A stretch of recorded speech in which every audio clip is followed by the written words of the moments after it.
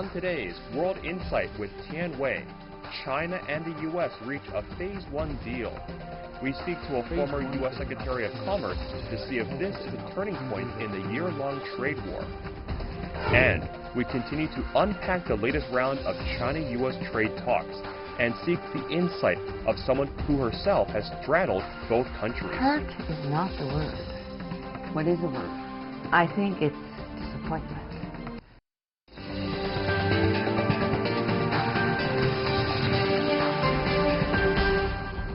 And here's our host, Tian Wei. Hello and welcome to World Insight, coming to you from Beijing on CGTN. We begin with the latest in U.S.-China trade. The U.S. Department of Commerce has announced a tariff exclusion process for Chinese goods. Starting October 31st, during the following 4 months, U.S. stakeholders can apply to the Office of the U.S. Trade Representative, or USTR, to cancel the additional 10% tariffs placed on their Chinese imports. In their applications, American importers need to declare if the Chinese product can be substituted or if the product is of strategic significance to Chinese industrial policies. If the application is approved, tariffs already imposed since September the 1st, 2019 can be refunded retroactively. Since the latest round of China-U.S. trade talks concluded in Washington, voices from both sides have been cautiously positive for now. U.S. President Donald Trump even said on Monday that a Phase 1 trade pact is on track for November. So what can we expect from the so-called Phase 1 deal? I saw the insight from people in the know. The former U.S. Secretary of Commerce, Carlos Gutierrez, under the Bush administration from 2005 to 2009. During his tenure, he advocated agreements that promoted free trade and boosted global investment. Here's our conversation. Let's hear his answers.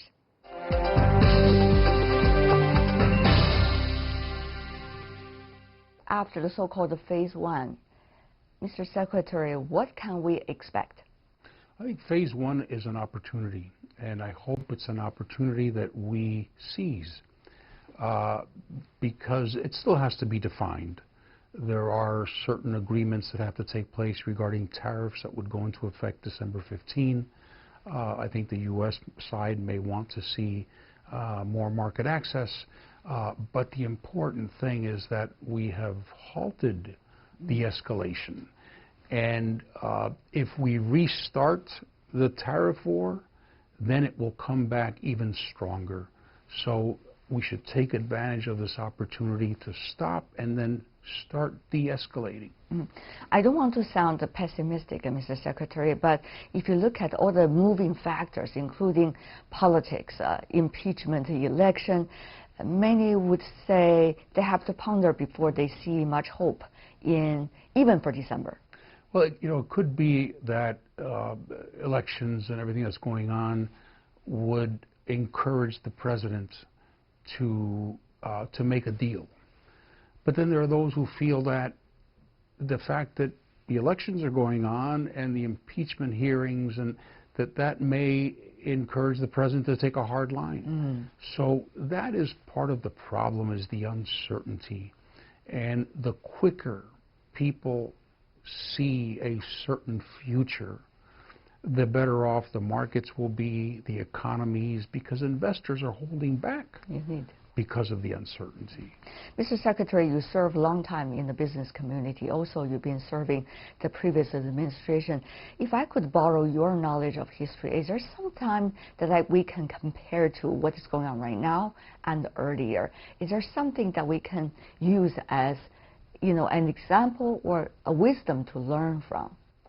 I like to go back to U.S. history in the 1920s. What we call the Smoot-Hawley tariff. Smoot-Hawley was a bill that was passed in the Congress, and they raised tariffs 25%, thinking that that would create jobs in the U.S. because products would be bought that are made in the U.S. But the rest of the world increased tariffs. And that was one of the factors that actually led to the Great Depression. We should learn from that. Everyone should know the Smoot-Hawley tariff. Everyone should study that. That's what I look at, and that's why I'm concerned, because of that historic experience. Mr. Secretary, the business community was pinning some hope at the very beginning of the trade consultations.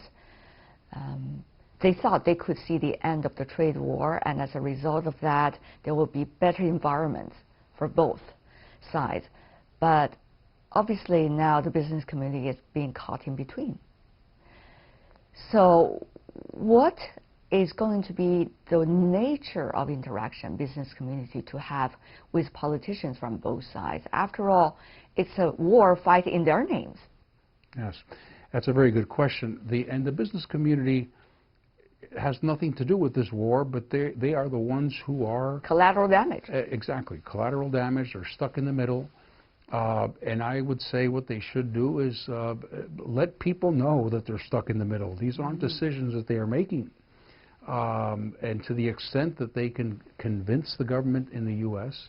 that this is hurting business, it's hurting jobs, it will hurt the stock market, and also convince government officials here that they are stuck, that it's not their policy, but regrettably, as you say, they are collateral damage. They're the ones who are suffering.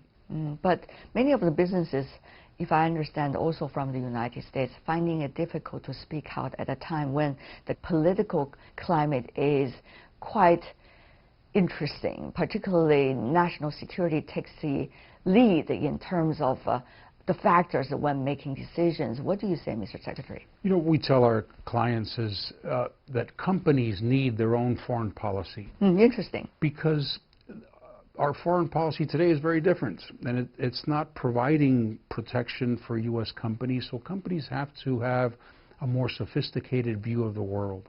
They have to understand geopolitics a lot better than today, and I think that's something we'll see in the future, CEOs taking a role in companies' foreign policy and not leaving it to governments anymore. Can they defy the so-called trend or the rise of nationalism, unilateralism? Can they really defy that?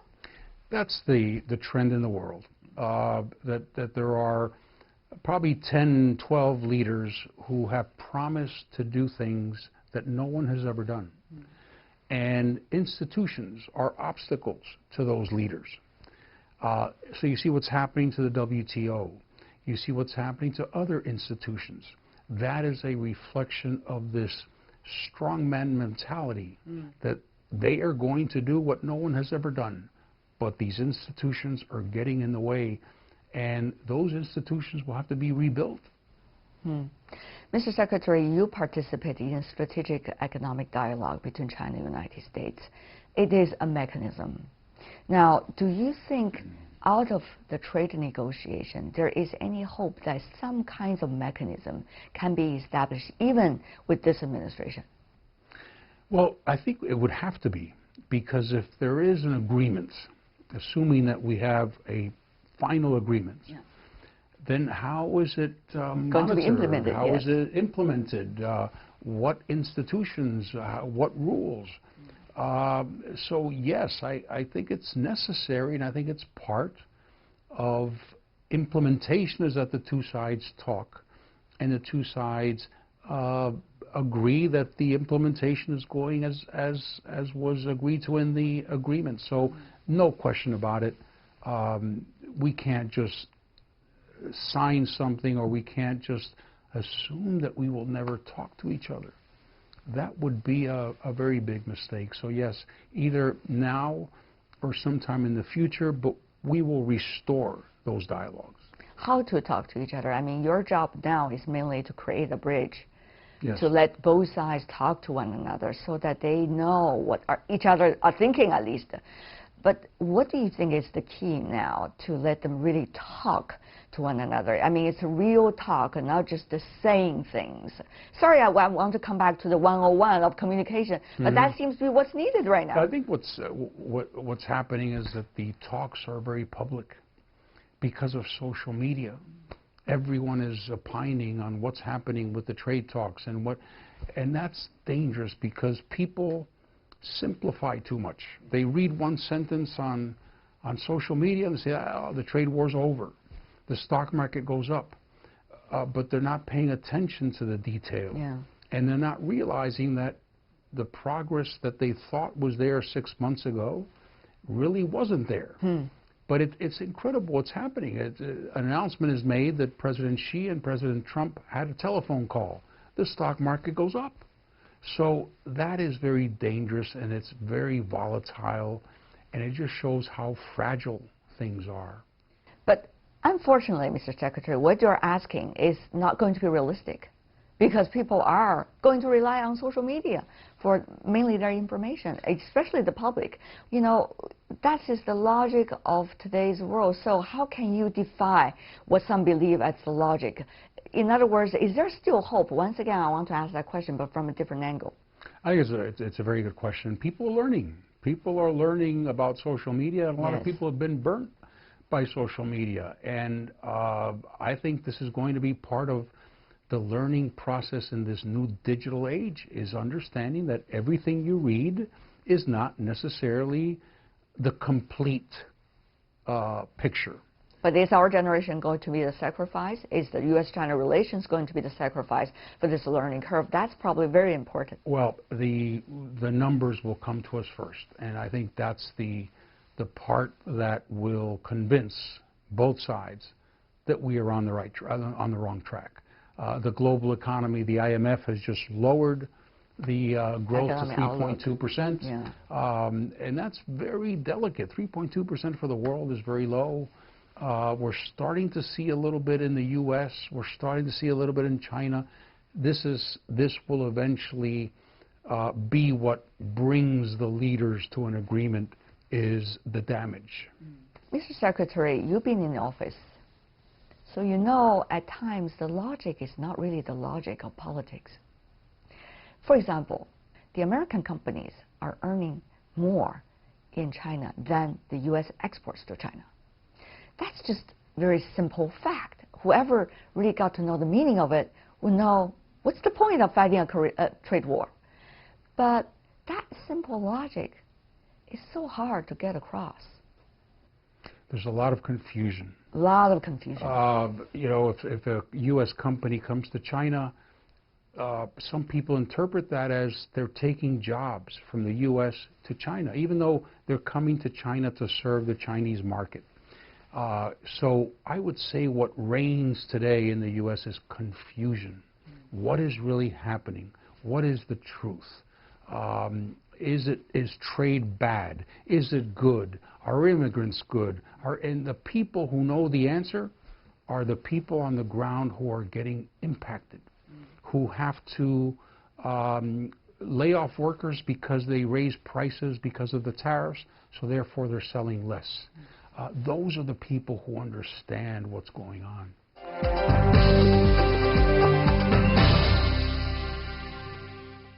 Mr. Secretary, you were also instrumental in creating better trade relations between the United States and Mexico. Now we see NAFTA going to what they call the 2.0 version, whether you like it or not. It's just a title some would like to give. But what is the real nature now, do you think, the U.S. doing business with the others? Well, that's the danger that the U.S. tried to split from the world order. That's very dangerous for everyone, because if the U.S. does it, it gives everyone a license to do it. This is an order, a set of rules, a set of institutions that have helped the world maintain peace since World War II. And they are being weakened, these institutions, but no one is talking about what is going to replace them. What is the new system? So imagine a collapse of these institutions with nothing to replace them. We would go back, you know, decades and decades. It's hard to see always progress, but 2 steps forward, maybe 1 step back and 1.5 steps back. Is this that moment for us? You know, things are happening that don't have to happen. I think that is the unfortunate part. Sometimes things happen that should happen. Sometimes problems occur that are part of nature. But this is caused by individuals. And we don't have to be in this position. And the longer it takes to get an agreement, the more we will feel the pain. And we don't have to feel that pain. We don't have to be in pain. And I think we're going to realize that both sides in the near future. Hopefully not too late. I hope the sooner the better, because as soon as we realize that we are on the wrong track, then that will allow us to correct. You said in a recent speech that if the cure to the disease is not the right cure, it's even more dangerous than the disease itself. It's a wonderful quote. Mr. Secretary, would you like to help us understand better about that? What is the cure? What is the disease? And what is wrong with the current so-called cure? It depends who defines it. That's right. Let Secretary Guterres define it now. The disease was meant, at least defined as trade deficit. But now that has moved into structural reform. How are we going to manage technology? How are we going to work together on technology in the future? We're just beginning the digital era. This is going to be a big, big revolution. That's the issue. And tariffs and trade deficits are almost a sideline. We should be talking about, do we need a WTO for technology? How does China and the U.S., how do we collaborate? Because if we don't, then we deny the world the benefits of scale and the benefits of these wonderful technologies. We should be working together to establish rules. That is a way that China and the U.S. can really lead. But it's easy, you know. You just blame the others. It's so easy. You don't have to find a cure. Well, until the patient starts really feeling pain, and until the patient starts going into intensive care, then we start looking for different cures. This is, if I understand right, already your 5th trip to China this year alone.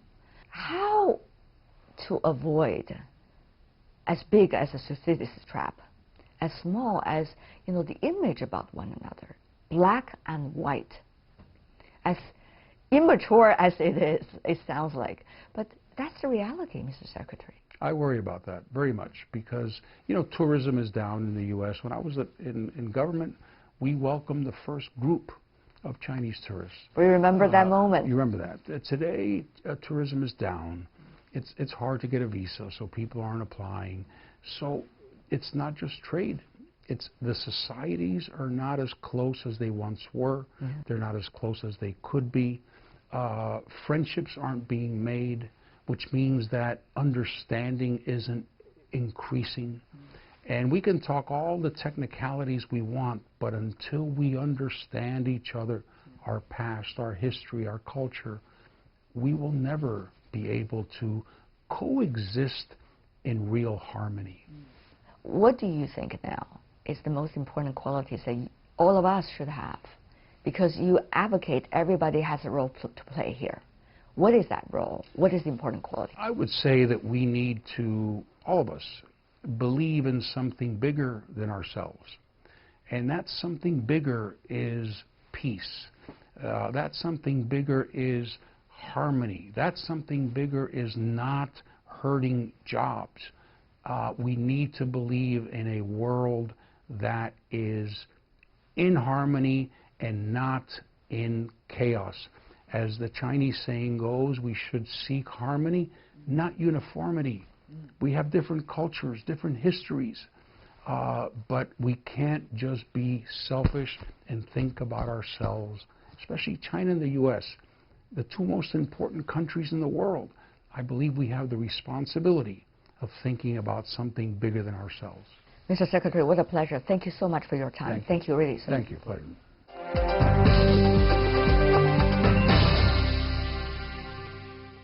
You're watching World Insight. Still to come on our program, we continue to unpack the latest round of China-U.S. trade talks. We seek the insight from someone who herself has straddled both countries. Hurt is not the word. What is the word? I think it's hurt. Welcome back. You're still watching World Insight. I'm Tian Wei. The program coming to you from Beijing. We continue our insights on bilateral ties and trade talks between the world's two largest economies, China and the United States. 13th round of China-U.S. trade talks wrapped up in Washington. U.S. President Donald Trump met with Chinese Vice Premier Liu He and urged both sides to finalize the text of the deal at an early date and move forward with future negotiations.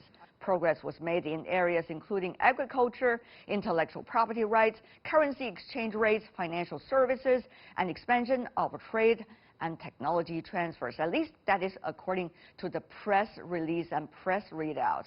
So do these signals raise confidence for watchers of China-U.S. ties? Earlier, I sat down with Julia Chang Bloch, who was the first Asian American to hold the rank of ambassadorship in the U.S. history. Here's our conversation.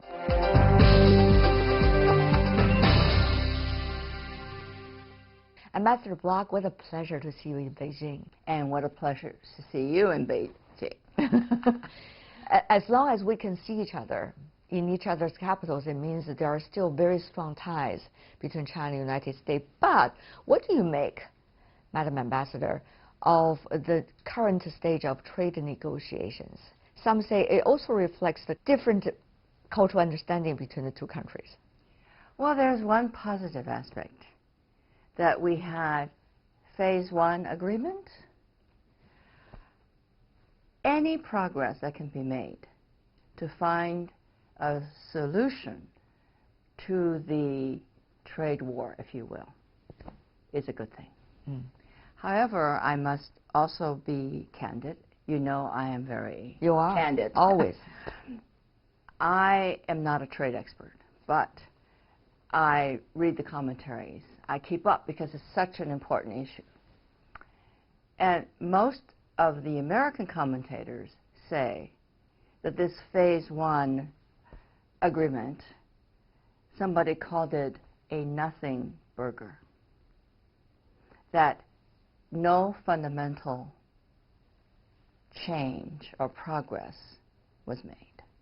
It just is a reprieve in a way, timeout, and gives us a chance, more time for both sides to consider and possibly and hopefully to do better the next time, the next phase. Whether it is inside the so-called temporary consensus at the negotiation is one thing, but on the other hand, Ambassador Bloch, I'm sure you have taken note of what some of the Chinese announcements recently. The opening up of the financial market, some suggest it's a step forward, but many wonder whether this incremental step forward is really going to save us from the current negative side of the U.S.-China relations. Talk is good, announcements are good, but we don't see anything in writing. There's no written agreement. Business must have predictability, certainty, because they have to make their investments.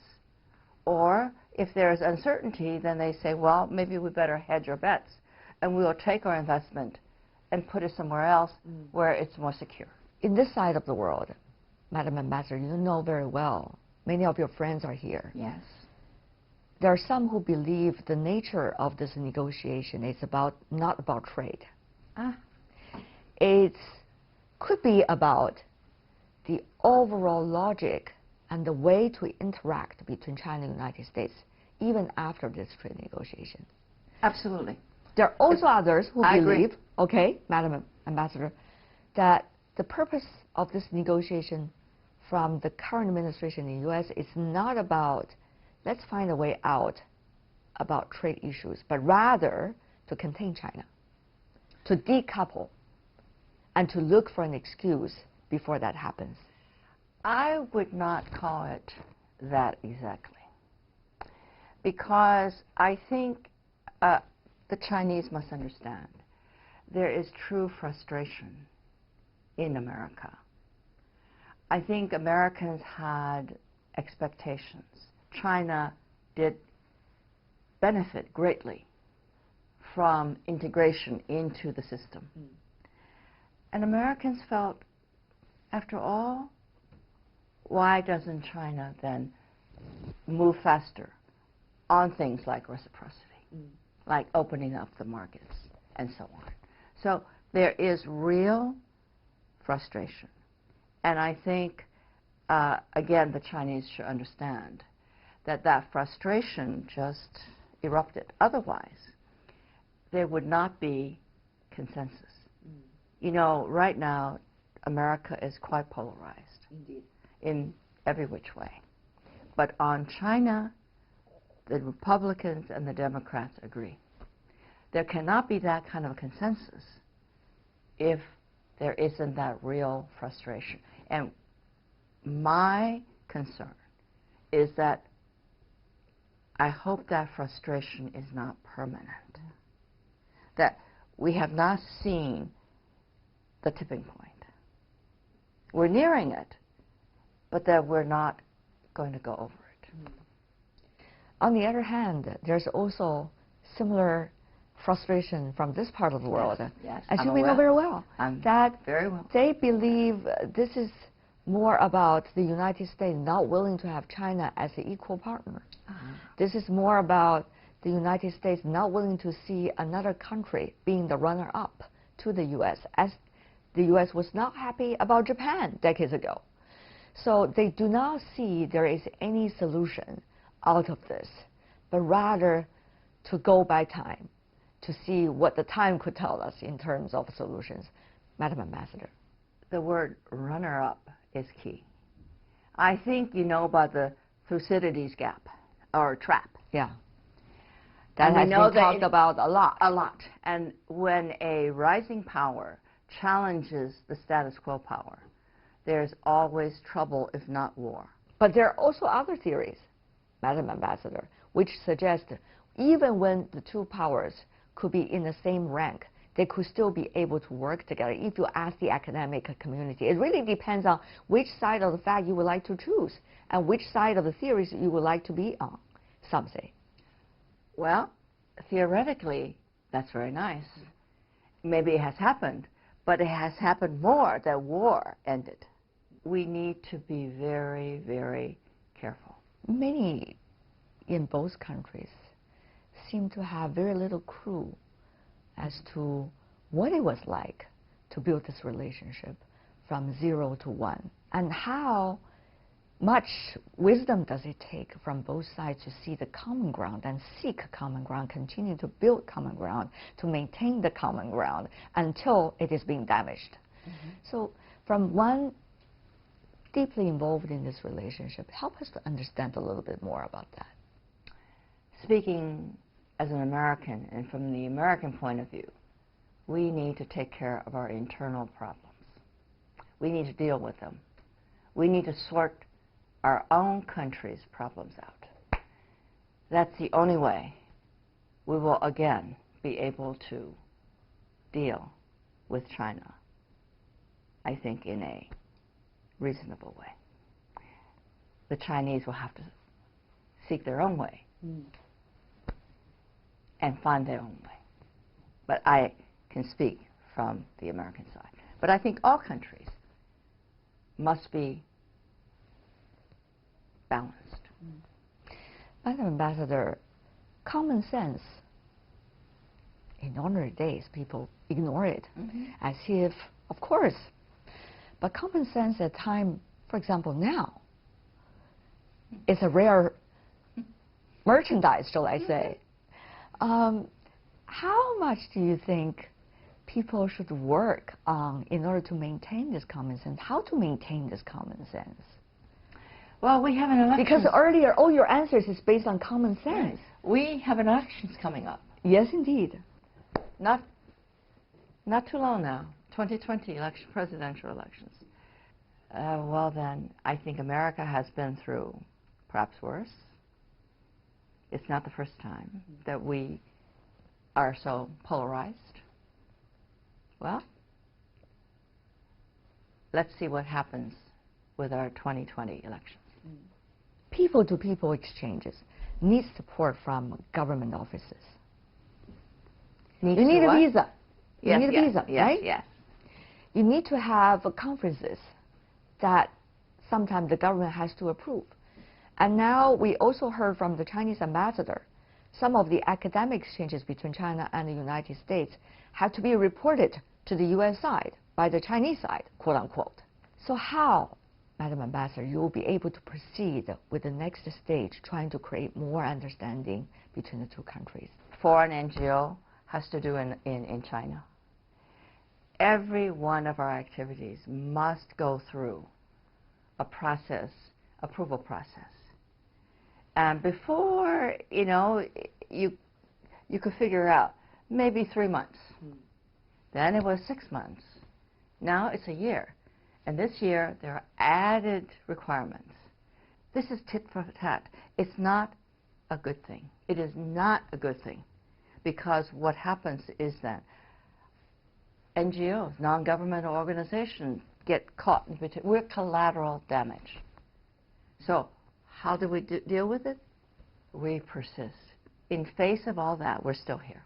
And we're still because we believe that when government-to-government relations, what I say is fracture, then it's people-to-people relations. The personal relationships that are established through education and cultural exchanges, they will endure. On the visa issue, for example, they're reducing the time for certain STEM visas. But they haven't wiped it out completely. I mean, there are small things that we can grab onto and work on it to make sure that nothing worse happens. Are you trying to read the silver lining of the only existing hope between China and the United States when it comes to this bilateral relations, Madam Ambassador? It's not the only silver lining. Almost. But I think that really reason has to win out.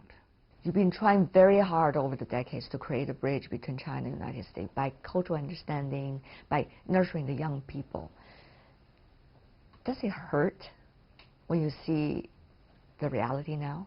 Hurt is not the word. What is the word? I think it's disappointment on both sides, because I think our two countries are the biggest economies in the world today. We have a responsibility. If we don't manage our relationship well and wisely, we only have ourselves to blame, but the world will suffer. It's not just our two countries. And for me, as a Chinese American, I feel an obligation and a responsibility to be the chaoliang, to be the bridge, because who better than Chinese Americans to serve in that role?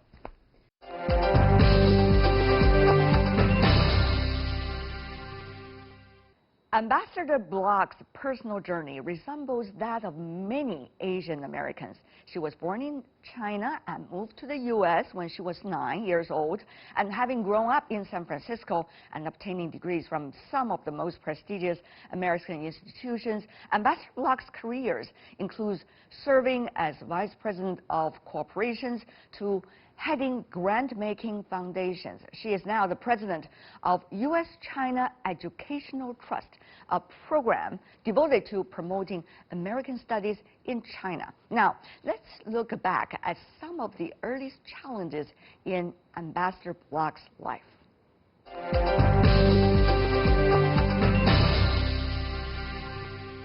You moved to the United States as a young girl with your family. Do not speak the language, but later managed to get into a very well-respected university and be able to speak out. Tell us more about how you... I know. But the thing is, how would you be able to overcome that fear factor? Because now we're experiencing one fear factor, from the China wow factor to the China fear factor. So how do you, Madam Ambassador, looking at your own personal experiences, helping us to understand better about what we're facing right now? Parents. My parents dealt with me like I was the boy. I'm the oldest. You know how that is in a Chinese family. You have to have a boy, right? Yeah. Well, They didn't have a boy until the third one, and then they stopped. But I still was the oldest. And I always felt from my father particularly that I can do anything I wanted in America as long as I worked hard. And I worked hard. Also, I think it's in the Chinese genes that you respect your parents and that you will be very ashamed if you cannot meet their expectations. My father had extremely high expectations. For example, he went to Harvard. Well, when I was going to college, Harvard did not accept girls. So he said to me, he said, well, you could go to Radcliffe, but we can't afford it. So I went to Berkeley, which to me was just as good. He said, you can go to graduate school. Do you see what I mean? And I still remember when I was growing up. You know, if my brother got a C, he didn't say too much. He was disappointed, but if I should get not an A, if I should miss an A, he would say to me, what happened to you? How you grow up, the values you have are intrinsic. And you bid for the chairmanship of the student council or something like that in Harvard, and you won. No, that was my high school. Okay, high school. Okay, tell me more about that. Well, I went to a, no, actually, I should start with grammar school. Okay. I went to America. As you said, I did not speak English. I went into the 5th grade. By the 6th grade, I had become class president. I had learned English in the summers. And my father criticized me. He said, what? You've become totally American. What do you mean, praising yourself, telling people to vote for you? That is not Chinese, he goes. I said, well, I said, you told me to become an American. Here I am. I went to an all-city high school in San Francisco. It was at that time predominantly Jewish. Yes. There were very few non-white, non-Jewish students there. Now today they call it the Chinese girls' school. Interesting. Because you have to test to get in. So I decided to run for office. It was unheard of for a Chinese, you know, to be running for office. But then I thought I'd try. And I won. That's where I won. Also later, the first ambassador with Chinese ancestry. Yes. In the U.S. Asian ancestry. Wow.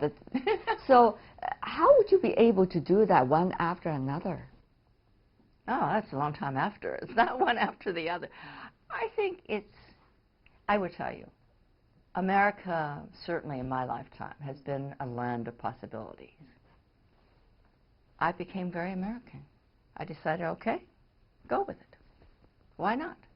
Some say there are also phenomena in which ethnic Chinese are not necessarily as being respected as it used to be. What do you make of it? You know, Chinese Americans historically have been discriminated against. Indeed. You know about the exclusion laws, Chinese exclusion laws in the 19th century, right? Those laws were not done away with until after World War II. So it's not a new thing for Chinese in America to suffer prejudice. But I think we have tried and we have succeeded in many cases, not all cases, to overcome. Having said that, I think the current issue with respect to Chinese Americans being further discriminated against is due to the imbalance that security, national security, and free exchange of, let's say, research, people-to-people exchange, that has been affected. The balance is not now even. What has happened is the conflict in U.S.-China relations, in the political, strategic, and economic arenas have spilled over into people-to-people sectors. Julia Chang Bloch, always a pleasure. Thank you so much, ma'am. Tian Wei, it's always a pleasure too.